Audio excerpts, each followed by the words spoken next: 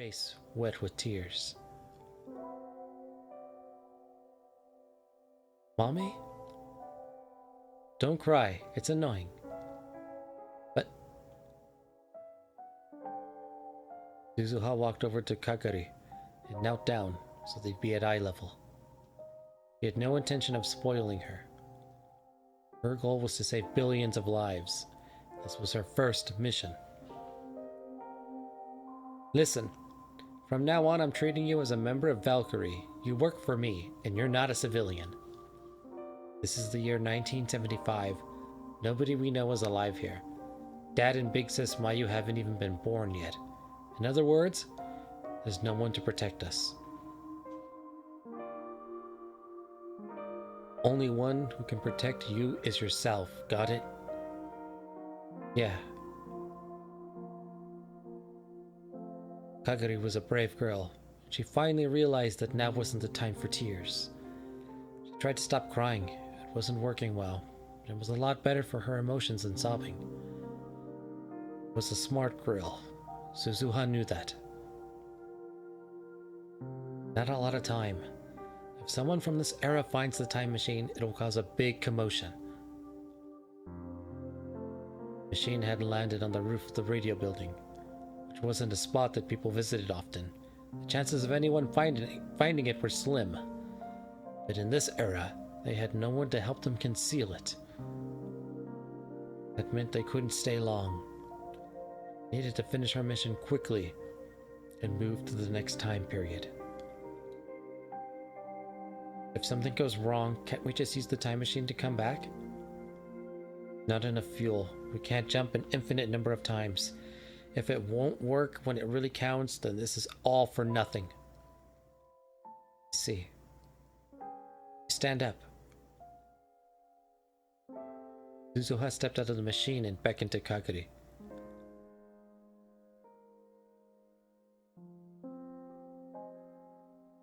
Kagari looked surprised. Her eyes were narrowed at the bright sunlight. The sky above Tokyo in this time period was too dirty to be called blue. Smoke and dust clouds filled with who knew what were rising from the news of smokestacks. It all combined with black exhaust from the cars that scurried along the ground to create a smog so thick you could literally see it. The sky above the city was covered by a veil of death.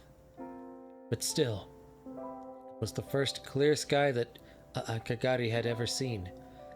She had only ever known from books and videos that the sky could be this bright. The nuclear weapons used during the Third World War had changed the weather over Tokyo. Their sky was constantly covered in dull gray clouds. The sun's light was always weak when it shone through them, and it was never this bright. When I was a kid, the sky was still like this. I don't remember much, but I remember a little. Suzuha looked up at the sky too. The air is so clean. 2036, you needed a filter and a mask to go outside for any length of time. Compared to that, 1975 was a lot cleaner. Now you understand why everyone was willing to risk it all to change the world line, right, Kagari?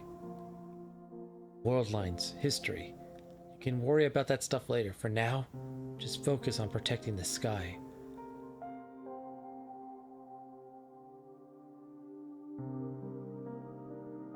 Kagari slipped her hand into her pocket, took out the faded green Upa keychain. She stared at it with a sad look on her face. She was probably thinking about Mayuri, her mother. She was probably trying to understand what it meant that her mother had put her inside the time machine.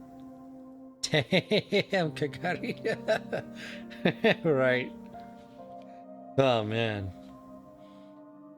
I know. You should have seen some of the things Daru was saying earlier.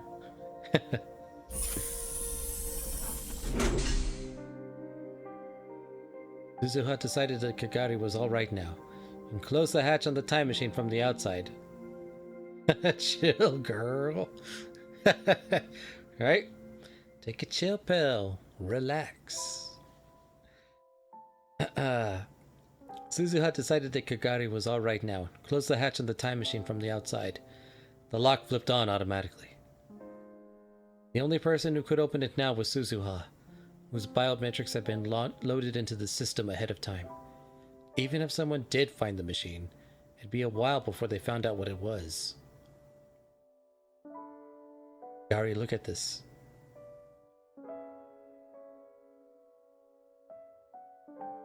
Suzuha handed her a printout of a photo. Oh, the IBM.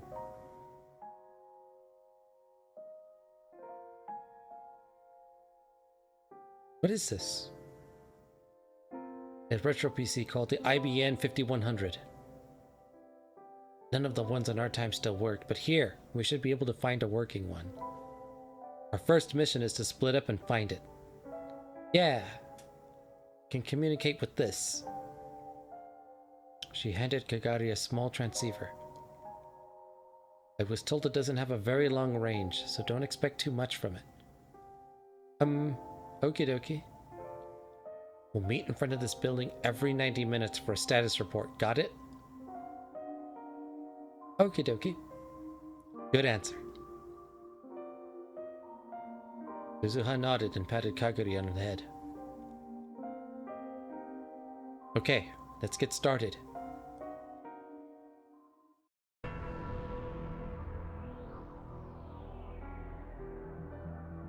Suzuha was on the top of the radio building in 2010, looking down. 5 years, huh? How long ago it had been in real time since she'd spoken to Kagari here. From her perspective, it had only been a few months. The view from up here had changed a lot since then, and in the next 26 years, it would change even more. She'd seen for herself how this building changed over a span of 61 years. The thought didn't make her feel sentimental. Instead, she felt the loneliness and fear that comes from having a past not shared with anyone else. Using the time machine to change the world lines means breaking the rules of the universe. Okubi Rontaro's words flashed through her mind. Still, lately, she's been thinking more about Kagari. She's been searching the city at regular intervals. She was looking for Kagari Shina. Didn't even know if she was in Tokyo. She had no clues. She didn't even know what Kagari looked like now. So maybe it was a waste of time.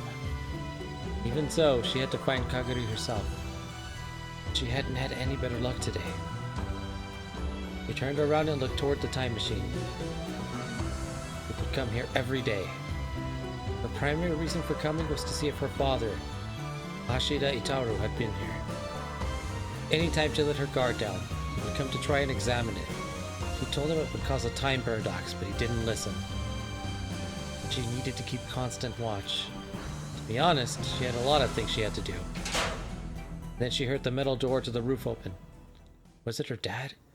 She squinted into the darkness, but the person she saw was much smaller than Itaru and had cat ears coming out of her head. Meow, there you are. Suzunya, good evening. Oh, it's you. Big Sis Rumi. Ferris Nyan Nyan had a spring in her step as she approached Suzuha. Who's Rumi? I'm Ferris, Nya. Your big sis Rumi. Ferris's real name was Rumiho Akiya. He was Daru's friend and had helped them in many different ways in 2036. So Suzuha had known her ever since she was very young, and always called her Big Sis Rumi. For whatever reason, in this era, she always wanted to be called Ferris, though. Suzuha asked why. She simply responded, Ferris is Ferris, nya, and an answer which meant nothing to Suzuha. Nobody was in the lab, so I thought she might be here. Guess I was right. Here, I brought you a snack. It's a leftovers, though. Cat paws. Ferris showed her a cake box with a logo from the maid cafe where she worked. May Queen Nyan. I'm glad Dad wasn't at the lab. If he ate something like that at this hour, he'd get even fatter. It's not for Daru Nyan, it's for you. For me? Why? You know you love it. You forgot to say nya, Oni-chan. Thank you. How could I forget? Thank you for keeping me honest, Cannibal Queen. I shall not miss another nya. Ferris grinned and nudged Tsuzuha on the side with her elbow. I don't... There's an apple tart, a Mont Blanc, and a piece of strawberry shortcake too. The perfect waifu now. Perfect. All the points. See? Doesn't it look good? Yeah? There you go. Loud and proud. Ferris opened up the box and showed her what was inside. Tsuzuha could smell the sweet cream and fruit. Come on, eat up. Don't worry about a thing, yeah? Waifu points. All the waifu points. Open wide. I'll feed it right into your cute little meowth. I'll put it into the fridge for tomorrow. You're such a stoic. Suzunya? Ferris laughed and handed over the box. They expire tomorrow, so make sure you eat up before they do, nya. Thanks. You're welcome. It's a hard word to say. Ferris gave her a mischievous wink, looked up at the time machine behind them. How's Daro Nyan's time machine research going? Working hard, I guess. Big Sis Rumi, is it okay to leave this time machine here? Tsuzuha looked around the roof as she asked.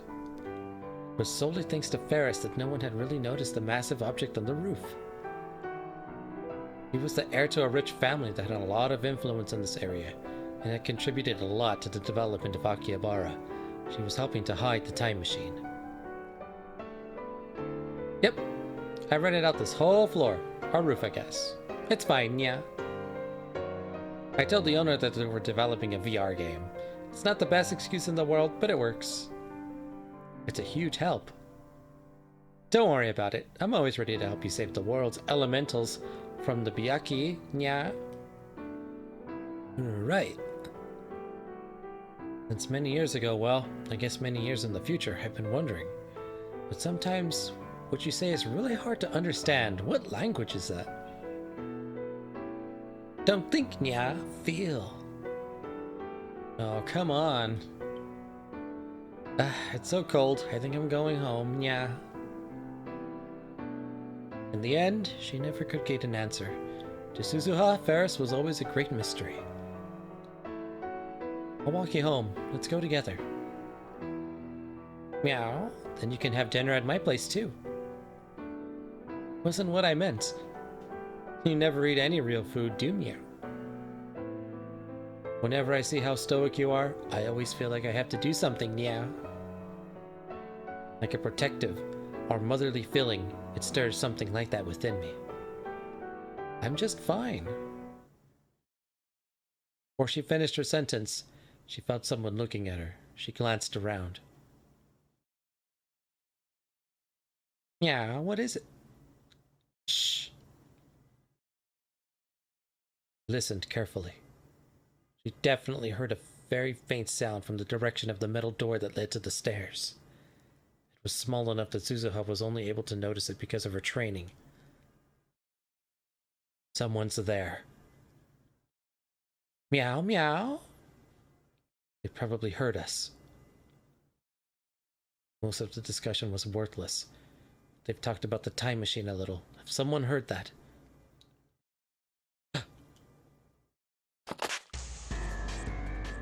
Tsuzuha yanked her gun out of her jacket and in an instant ran towards the stairs as fast as she could. She heard someone running down the stairs as soon as she did. The sound, heavy military boots and a white stride, got farther and farther away. They're fast. She opened up the door and jumped into the landing. She raced down the stairs, skipping 3 steps with every stride. But still it wasn't fast enough. Tsuzuha was born fast, and she'd been trained to be faster, but it wasn't enough. When she finally made it to the second floor, she could hear the loud revving of a motorcycle. Oh no. She panicked and slipped an object that had been left halfway up the stairs, then rolled her way to the bottom. She managed to get into the right position to protect her head, so it was her hips that struck the ground. Ugh! She forced herself to stand up and run outside. She could see the tail lights of a large motorcycle speeding away. The driver was wearing a black helmet and riding suit, already a good distance away, so she couldn't even tell if they were a man or woman. They revved their engine loudly, as if to mock her, and then spun a corner and disappeared onto Center Street.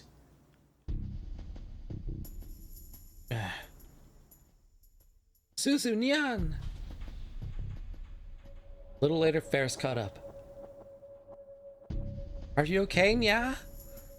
It got away. You should put that away, Nya. Oh.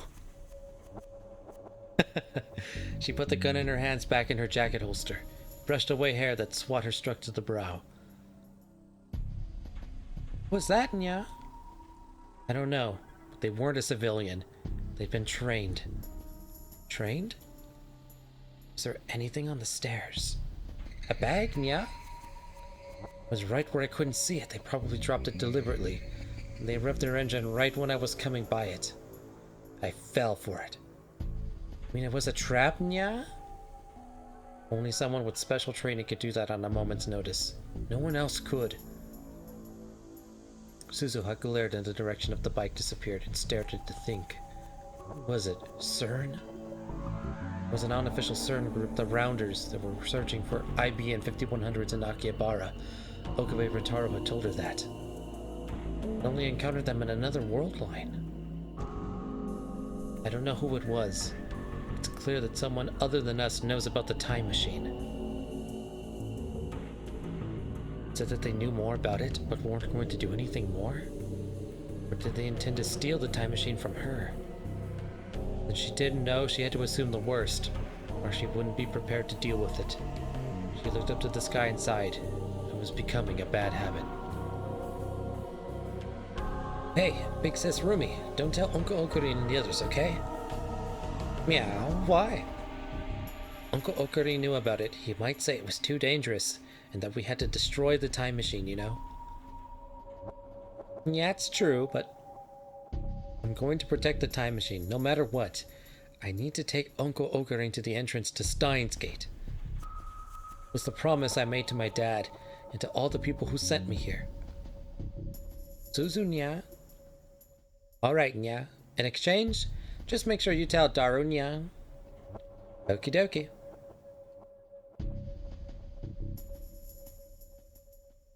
The last part was almost a whisper, as her words melted into Akihabara's sky. They're getting interesting. The new waifu.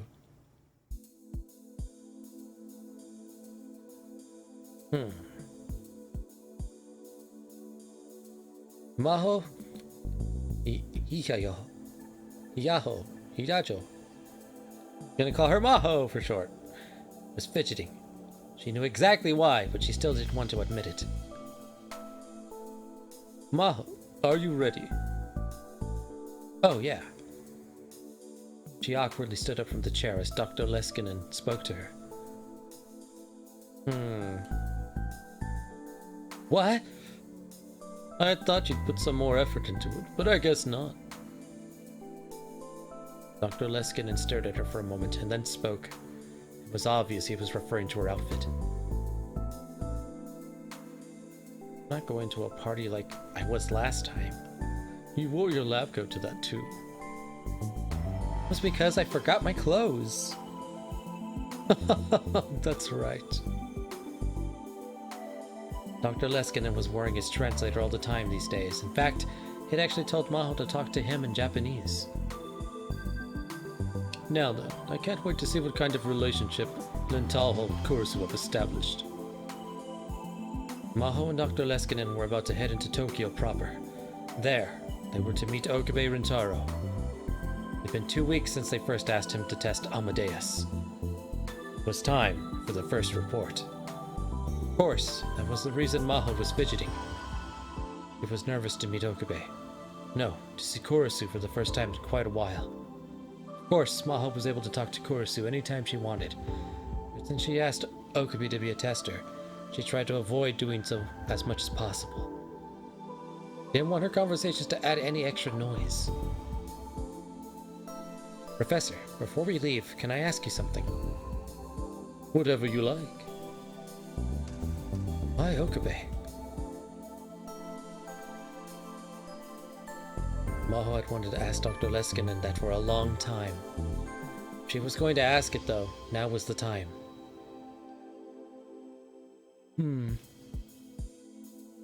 Dr. Leskinen thought for a minute. Are you jealous, Maho? I'm... She felt heat flush her face. In other words, he was right. Yeah, she was jealous of Okabe, and that she wanted to admit it. To be honest, it bothers me. There are other people who could be her conversation partners. You, for instance. Not saying that, I'm too close to Kurisu and Amadeus. Then Taho is a good guy. If you really believe that, you're naive. It's impossible to really understand someone after only meeting them once. What if he secretly sells Amadeus to another lab? Even if he doesn't plan to at first, he might change his mind if they showed him enough money. That's human nature. Let's say Intalho did sell Amadeus. What would happen then? Would whoever got her access rights to be able to become friends with Kurisu and take over Amadeus? Well?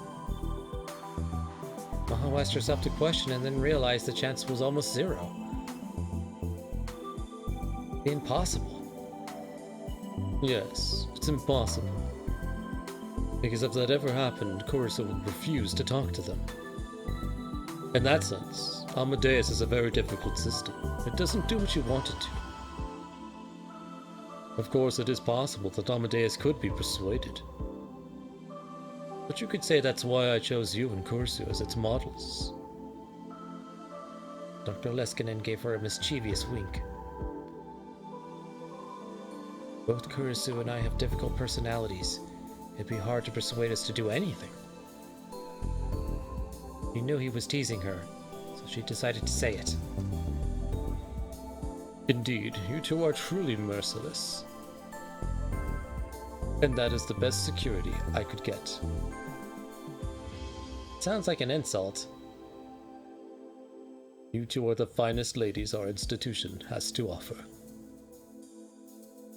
Dr. Leskinen laughed happily. He always had a childlike innocence about him.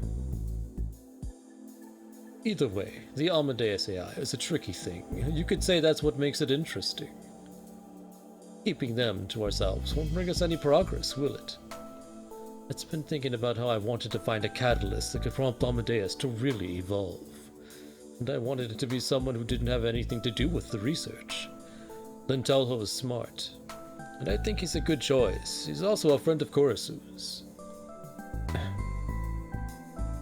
Anyway, why not see what he says today before you decide? First, let's see how Kurisu has changed since she started spending time with Lintalho. We may see a side of her that we've never seen before. Yeah. That was what was making her nervous. If Kurisu changed into someone she didn't know, that would make her sad. It's time. Let's go. Maho nodded. She's jealous.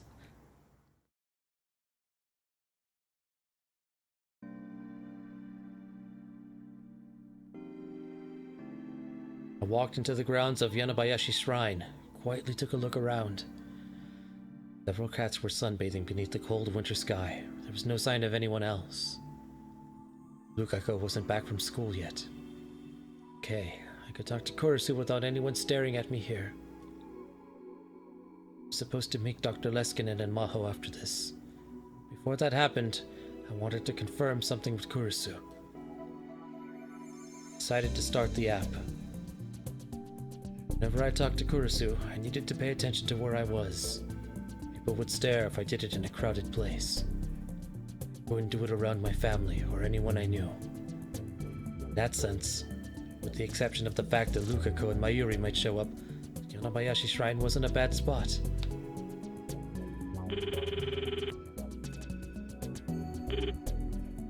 Hello?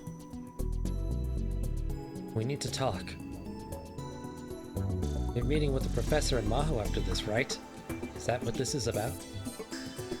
Yeah. Is there any reason to be nervous? Basically, you're turning over the logs and they'll ask you just some quick questions about your impressions of me. That's it? The logs? That's what I wanted to talk about. Have all of our conversations been recorded? I told you that when we started, right? I keep logs in a place where nobody but me can access them. Were you not listening? I'm going to submit them to the professor. And Maho. Probably. Means if I say anything personal to you, Dr. Leskin and Maho will hear it. You're just realizing this now?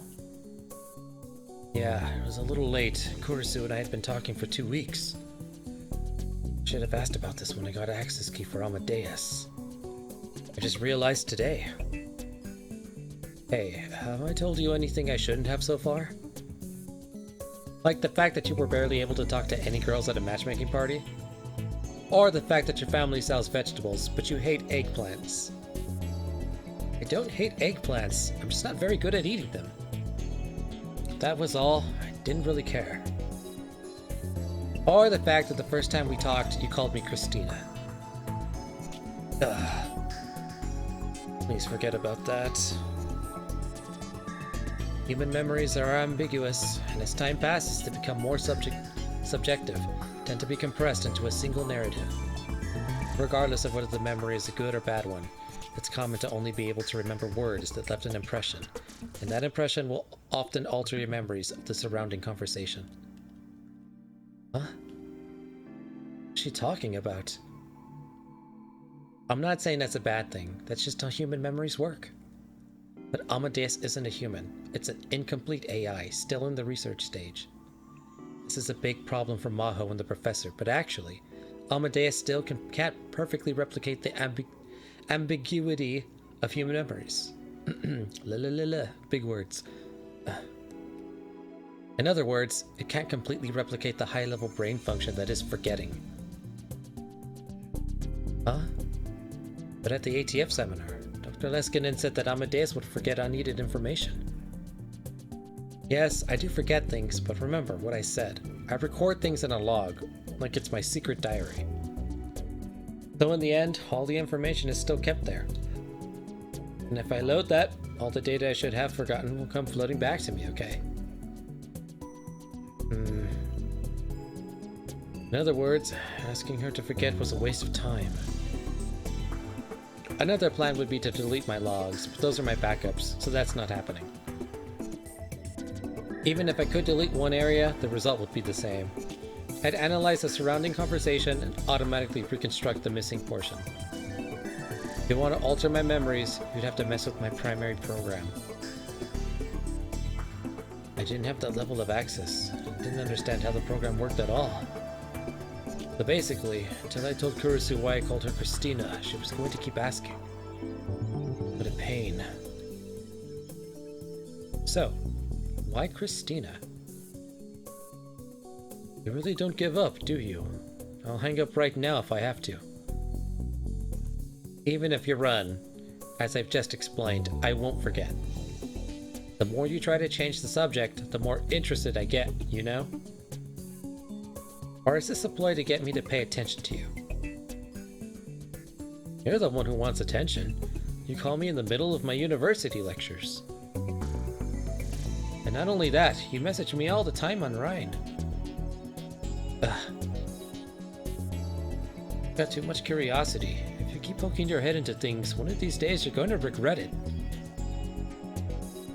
Scientists can't function if they're not curious. She got me mad. She got mad at me? If you're that interested in why I call you Christina, why not come up with a theory yourself? I have a few, actually. Listen to these. He's really into this. Theory 1. You got a crush on a Hollywood actress named Christina. You think you've got the looks of a Hollywood actress? Looks don't matter. It's like how you feel a closeness to someone with the same name. This is what you're saying. In other words, Okibi Rentaro feels close to me. It's just an example. Don't try to read too deep into it. It's a joke. Whenever I talked to Kurisu, I always wanted to tease her. I needed to watch out. Theory 2. You once dated a foreign girl named Christina. Given your terrible English ability, this is one of the question. This one is out of the question, huh? It's possible that I dated a blonde babe who also spoke fluent Japanese, isn't it? Did you?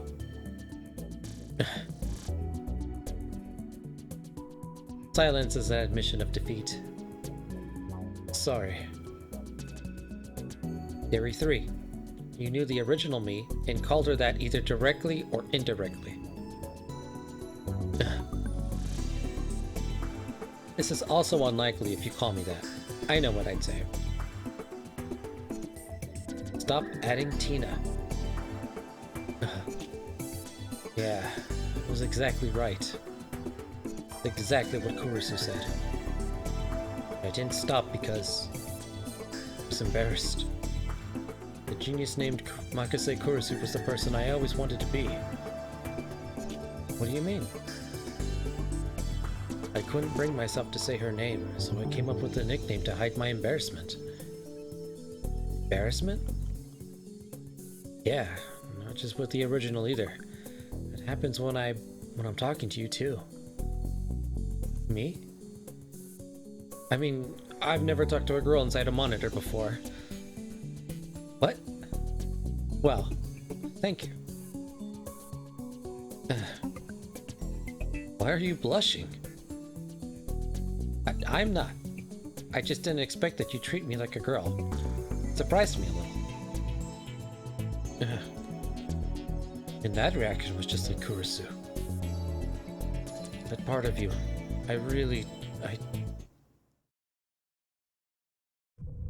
shuddered. What was I about to say? It's a 3D model on a screen, a tiny collection of zeros and ones in the shape of a human. What was I about to say to her? Hey, can I ask you something? We knew each other, didn't we? I mean, you and the original me. You don't want to tell me, that's fine. But what was our relationship? I'm kind of curious. Did I not get mad when you called me Christina? Or did I get mad but then you laugh and forgive you?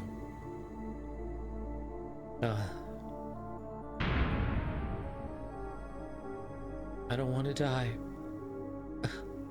I was hit with a violent urge to throw up. I could see Kurisu in front of me covered in blood. She was looking at me, her eyes cold. Killed me. What's wrong? Hey, you've gone pale. Touched the smartphone and ended the call. Then I became too dizzy to stand. I tried to throw up, but nothing came out. My hands were shaking. That's right, I can't change reality. There I was, trying to talk to Kurisu like nothing had happened. I was treating her like the real Kurisu, trying to avert my eyes from what I'd done. I was just clinging to Kurisu. This was wrong. I shouldn't talk to Kurisu anymore. The call was from Kurisu. I hung up in the middle of the conversation, so she was probably mad. That? It was just an AI. I want to see something.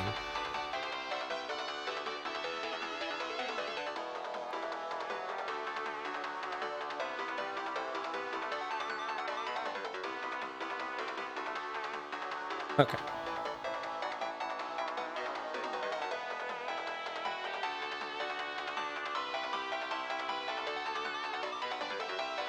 She was just an AI. Kurisu's anger was just a program.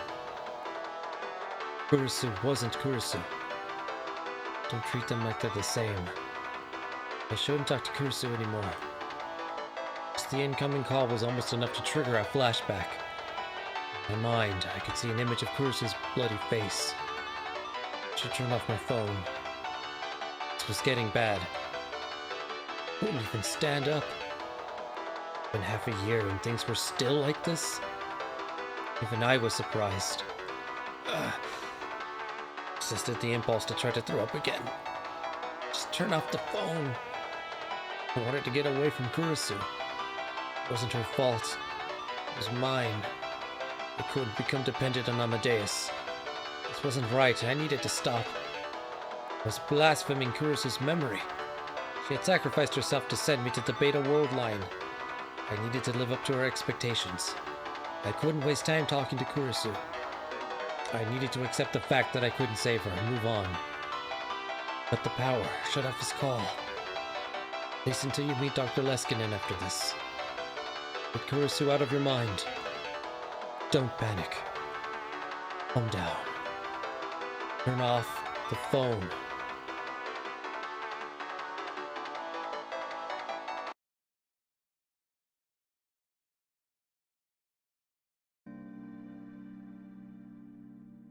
What is it? You know exactly what it is. It's rude to just hang... Is something wrong? Nothing. But you look so pale. Nothing really. Leave me alone. It'd help a lot if you wouldn't talk to me for a while.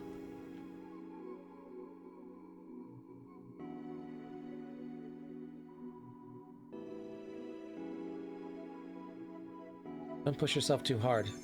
Contact somebody you know, okay? Bye. Sue gave up easier than I expected. Maybe she realized that in artificial intelligence there was nothing she could do. Realized. Making her sound like a real person.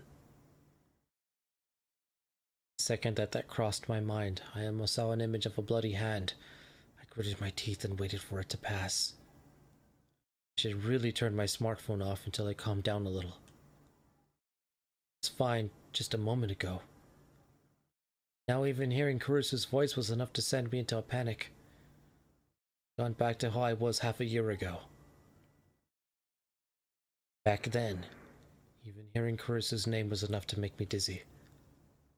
I shouldn't have messed with this. I shouldn't have tried to chase Kurisu's shadow. But now, I should just turn off the smartphone. In the end, I couldn't make that decision.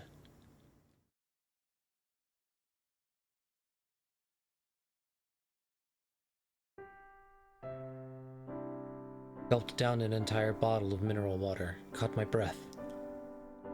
There was still a little time before my meeting. Wanted to get some air up here and recover a little. Looked down over the scenery below the overpass. The city was in the Christmas spirit. The atmosphere was charged with excitement. It was the exact opposite of me. I took more deep breaths. I still felt like I wanted to throw up. I was getting a headache too. If I went to Dr. Leskin like this, I'm sure I'd worry him. Then I realized that the two girls coming up the stairs were looking at me. Peered into the late afternoon darkness to try and make out their faces. One of them, the girl with the short haircut, waved. I knew it. It's Ocarine. Hi there. Oh, you're Mayuri's friends. Mayuri's friends and fellow cosplayers. I think their cosplay names were Kaede and Fubuki. I didn't know their real names. It was Kaede, which was Fubuki again. Are you okay? You don't look so good. Fine. I made them worry here and they talked to Mayuri. Caused a big fuss. I didn't want her to worry about me when she didn't have to. I shouldn't have come back to Akihabara anyway. I'd run into people I knew just walking through town. I should have gone towards Kanda when I left for the shrine.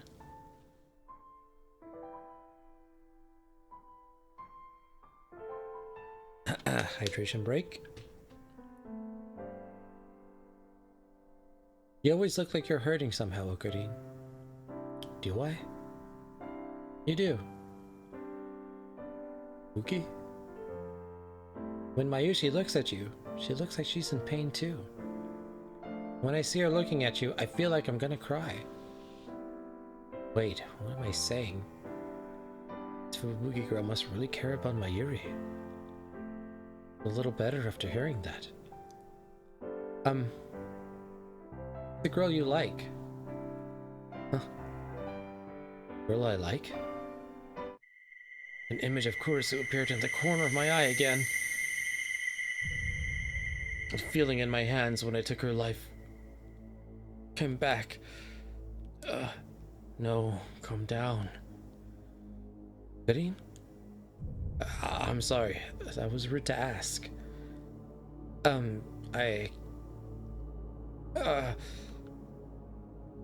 Okudin? Are you really okay? Yeah, I'm fine. Kaede and Fubuki were looking at me, worried. Got away from them as fast as I could.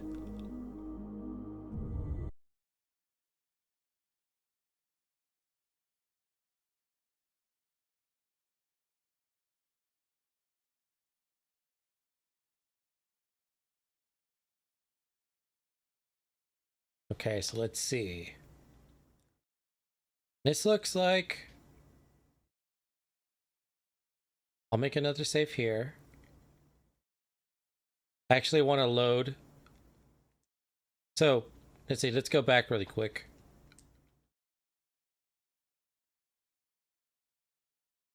I think I'm actually supposed to turn off.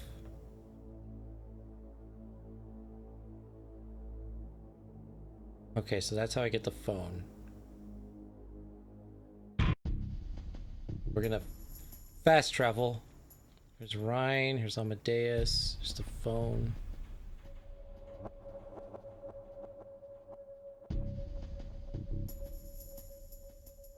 Contacts.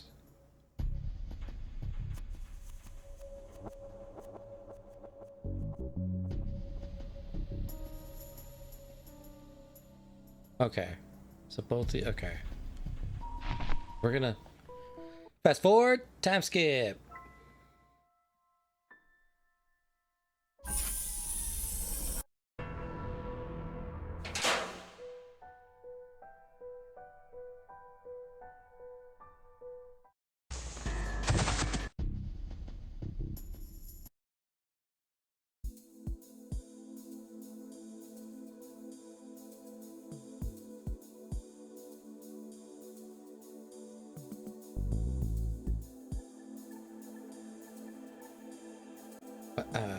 Alright.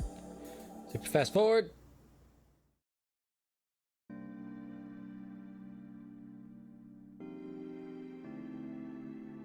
Alright.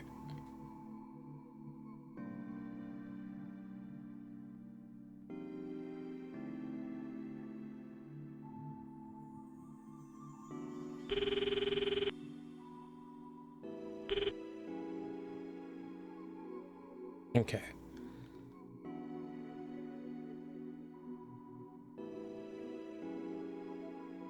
Now I gotta turn this off. Let's see.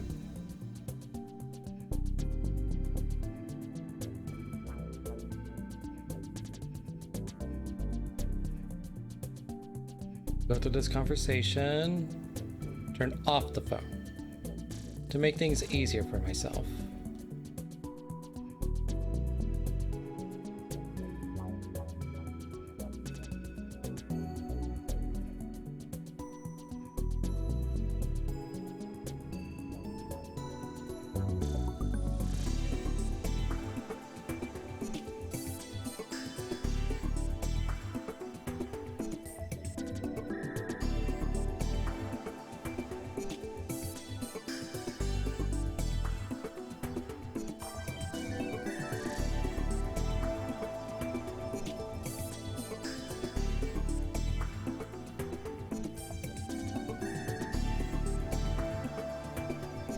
Coming up on where I need to be.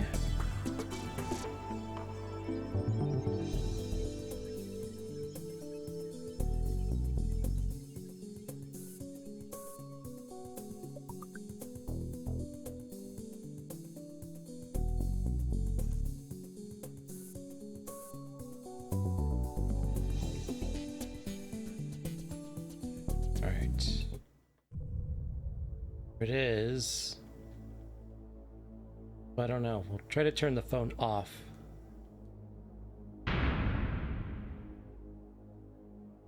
Flashback.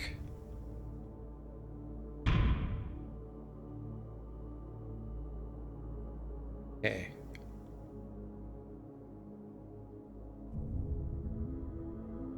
Ended the call. Busy to stand. Okay, let's see.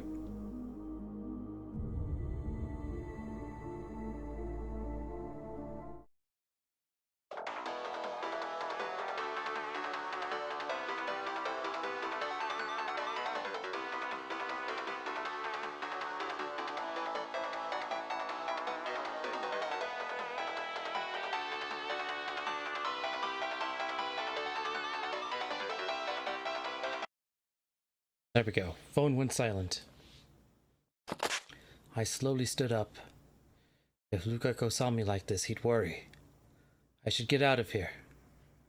I was staggering a little, but I could walk. I felt very thirsty.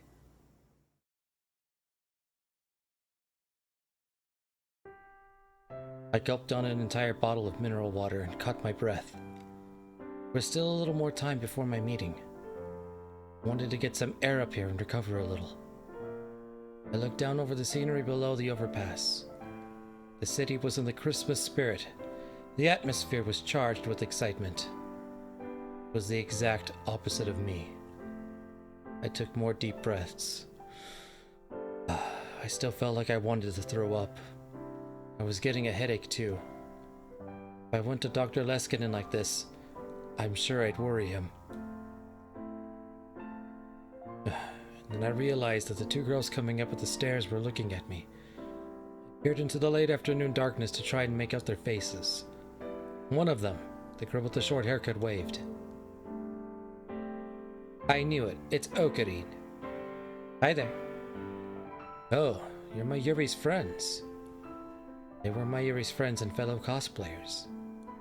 I think their cosplay names were Kaede and Fubuki. I didn't know their real names. It was Kaede, which was Fubuki again. Are you okay? You don't look so good. I'm fine.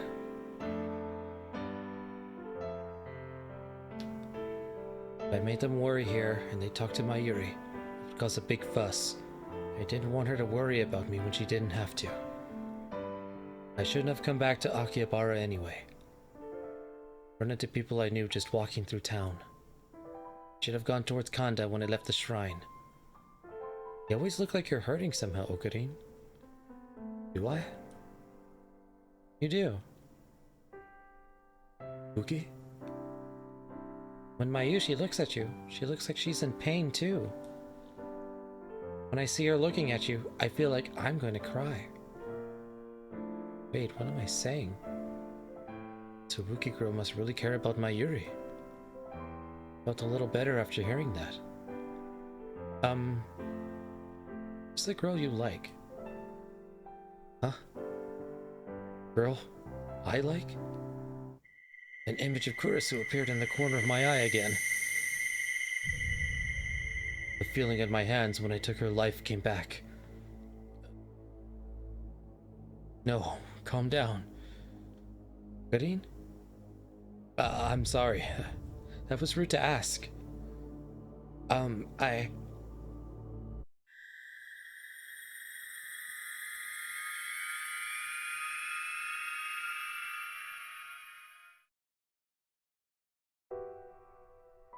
world line. The sky was red-black, dotted with columns of thick black smoke. There was so much rubble I couldn't find a place to stand. Screams, gunshots, stench. Everyone in this world knew what the smell was. It was the smell of burning. Houses, buildings, cars, motorcycles, trees, grass, and humans. It was the smell of all of them burning together. Something thin and black poked from between piles of rubble. It was a hand. The hand, unmoving, stretched up towards the sky. No, that wasn't the only one. Everywhere I looked, I saw hands, legs, and heads. Parts of what were once human beings were strewn across the ground. I heard a distant gunshot. A shout. Silence. Nothing changed. Just one more body lying on the ground. The world was ending. And at last, people understood. It wasn't the afterlife. This was the real world. Hell. Yes, that's what this was. This was hell. Damn.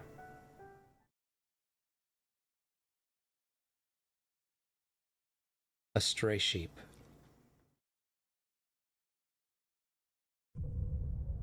Ah. The world twisted and warped. I felt horribly dizzy. Sometimes my vision would blur for no reason. This was nothing like that. It was like my mind itself was being wrung apart. Like the world itself was changing. Deja vu? I knew this feeling. This was... At last, the color came back to my vision. The shouts of the pedestrians and the noise of the passing cars came flooding in at once. Okarine, are you okay? You're sweating bullets. You not feel well? No. Ubuki, Kaede. Two of them were still in front of me. They looked worried. Just gotten dizzy for a moment? I'm fine. Really. Thanks for asking. Okay, we'll be going. I'm looking forward to the party. They said their goodbyes and walked toward the station.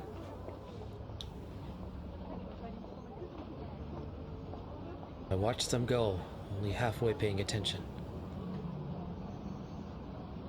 What was that?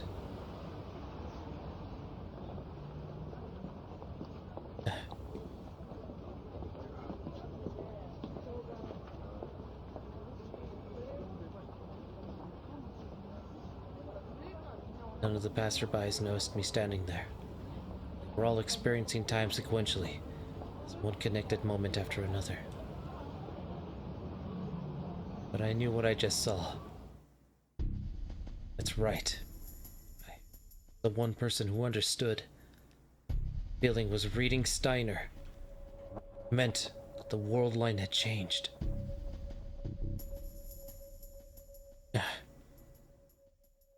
Shook my head and tried to get the idea out of my mind. It was impossible. The world line could only change if someone had altered the past. I'd only ever seen world line changes after I'd sent D-mails with the phone wave named subject to change. Destroyed the phone wave so that could never happen again. Sacrificed Kurisu for it. Then who did this and how? Someone had made a device identical to the phone wave.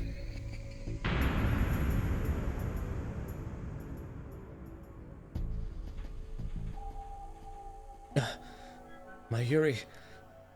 To see if Mayuri is safe. I'll call her right now.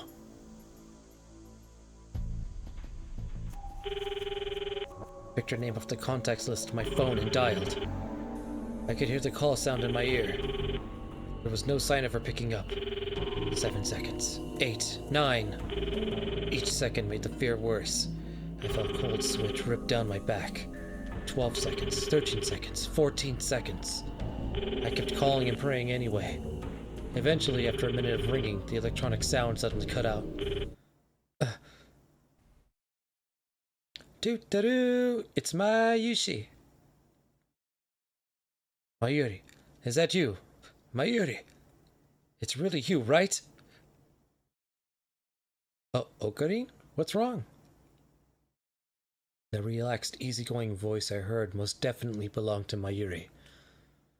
I was so worried I kept calling you didn't pick up. Oh, sorry. My phone was in my bag. Not at all. Think it happened at all. Need something? No, don't worry about it. I was just feeling nervous. Nervous? Where are you now? Are you with someone? I'm going to work. Until when? About 8 p.m. I see. Got it. Will you come see me, Okarine? No, I'm busy today. I can't. I'm going to the lab after I get off work. Okay, if I can go, we'll meet up there. I'll walk you home. Really? That's rare. Bye. Work hard, okay? I hung up. Yuri was safe. Which meant that the world line change probably had nothing to do with her. Not that I could let my guard down. Maybe that was just a daydream. There was no world line change at all. It seemed awfully realistic for that to be the case, though. Just to be safe, I turned on my phone again. The icon was still there, in the same place it had been the last several times I used it. Had a little hesitation. Especially after what happened. Could I really contact her after that? Decided that it was important to see what was going on first, so I tapped the icon.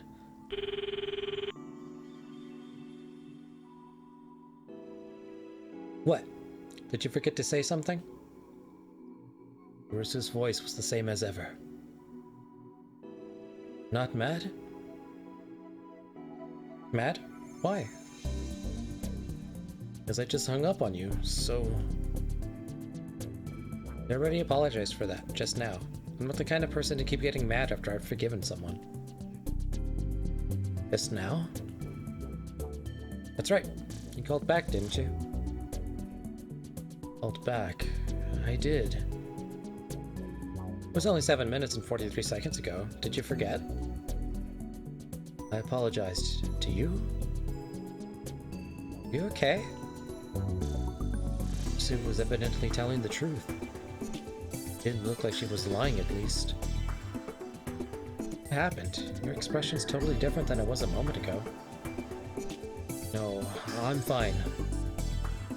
Didn't remember that. I remember turning off the phone. I didn't remember anything about calling her. What day is Kurisu back after that? The old me would have insisted that I was right and that she was mistaken.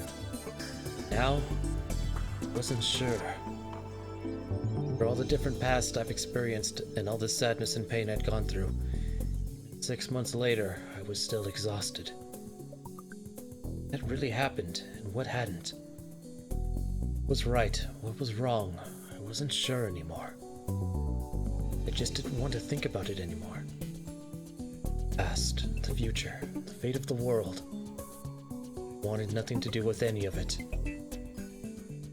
You're not looking so good. Shouldn't you call one of your friends? Or go rest somewhere?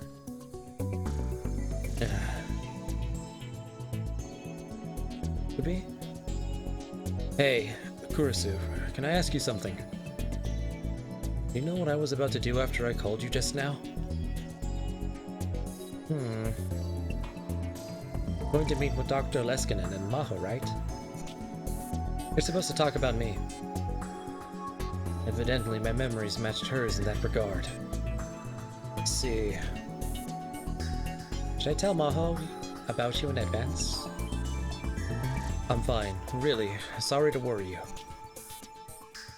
Don't push yourself too hard. I don't want to be the last person you ever talk to.